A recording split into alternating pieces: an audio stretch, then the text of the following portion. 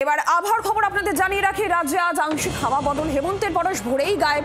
আর সকাল থেকে বাতাসে জলীয় বাষ্পের পরিমাণ বেশি। আংশিক মেঘলা আকাশ। আর দক্ষিণবঙ্গে পূর্ব মেদিনীপুরে ২ পরগনায় দিনের যে কোনো সময় বজ্রবিদ্যুৎ সহ মাঝারি বৃষ্টির সম্ভাবনা রয়েছে। কালকেও সামান্য বৃষ্টিতে ভিজতে পারে কলকাতা সহ গাঙ্গেয় দক্ষিণবঙ্গের ৫ জেলা।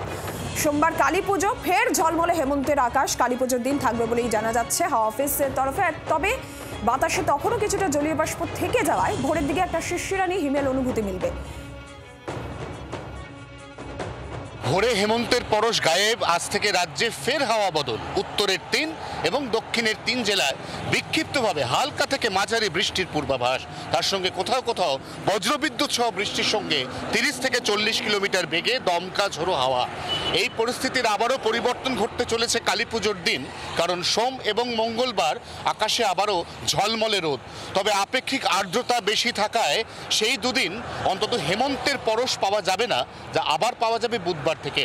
এরপর আগামী শুক্রবার আন্দামান সাগরের কাছে ইন্দিরা পয়েন্টে তৈরি হতে চলেছে অত্যন্ত শক্তিশালী একটি নিম্নচাপ, যা পরবর্তী সময় পর্যবসিত হতে চলেছে ঘূর্ণিঝড়ে।